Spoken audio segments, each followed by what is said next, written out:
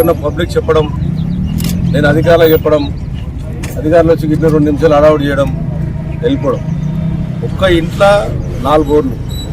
Electrical department అయితే మరి ఎటువంటి దుర్మార్గం అంటే ఒక రూమ్ లేకుండా మీటర్ వేయడం, మీటర్ ఇచ్చి బోర్కు కనెక్షన్ వేయడం, దాని డాక్యుమెంట్స్ చక్కగా చూడకపోవడం. నిన్న ఏఆర్కి డిఆర్ఏఐడి మాట్లాడితే అసలు 2 నెలలైంది మేము మీటర్ లేకుండా అంటున్నాం. ఇక చూస్తేనేమో నిన్నాక మొన్ననే ఫిట్ అయ్యింది, దానికి రూమ్ లేదు. బోర్ అది చూసుకుందామంటే బోర్లలో ఒక ఇంట్లో 4 బోర్లు 5 బోర్లు వేసి కట్ట తవ్వి కట్ట కిందికి చూసిన మీరు ఏ రకంగా పైప్ లైన్ వేసుకుంటారు. మరి అధికారులు మరి ఏం చేస్తున్నారు అన్నటువంటిది కూడా ఒకసారి ఆలోచన చేసుకున్నాను.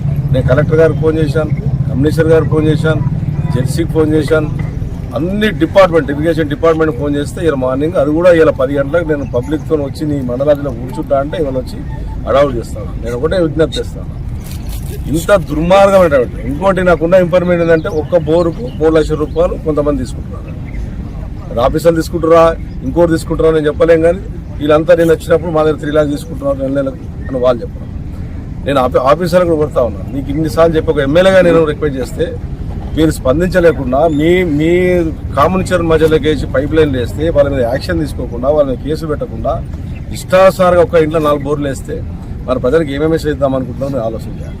నేను జెర్సీ గారు చెప్పాను, జెర్సీకి 4-5 సార్లు ఫోన్ చేశాను. జెర్సీ నేను ఒక ఎమ్మెల్యేను కుక్కడపల్లి కాన్స్టిట్యున్సీ 1,70,00,000 ఓట్లు నాకు వేసారు, 75,000 మెజార్టీతో గెలిచాను. ఒక ఎమ్మెల్యే గౌరవం లేనటువంటి పరిస్థితి, ప్రజల పక్షాన్ని నిలబడే ఆలోచనతో చెప్తే స్పందించలేదు. మాకు ఆఫీసర్ వస్తలేరు, ఈ ఆఫీసర్ వస్తలేదు. ఈ చర్యలను చూసేది ఎవరు? Irrigation department, MRO. దానికి పర్మిషన్ ఇచ్చేది ఇప్పుడు దీనికి పర్మిషన్ లేదు.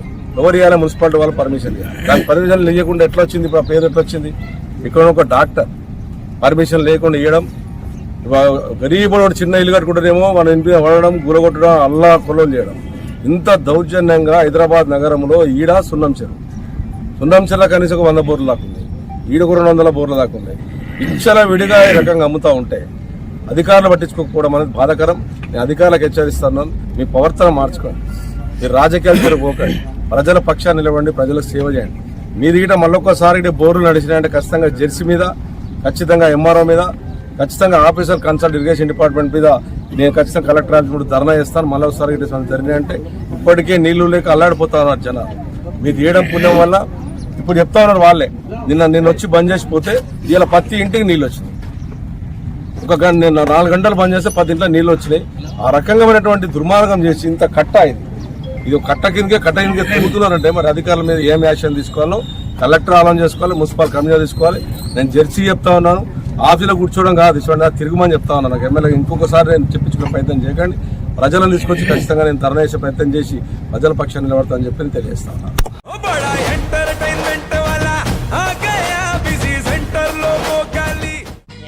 సక్కు సక్కేంద్ర సక్కు సక్కు బాయ్ బాయ్ బాయ్ బాయేంద్ర బార్కవ్ బాయ్ బాయ్. గిరాకొచ్చే టైం ఏంది? కస్టమర్లు వస్తున్నాడు, రేటు కలిపి కస్టమర్లు వస్తున్నారు కదా, మాత్రం పొగరు ఉంటుంది. మరి తగ్గిచ్చేద్దాం పొగర్ని. డబ్బులు కట్టేస్తావేంటి కొంప తీసి? లేదు, కస్టమర్లు ఆపేద్దాం. పదా మరి మన బిజినెస్ స్టార్ట్ చేద్దాం.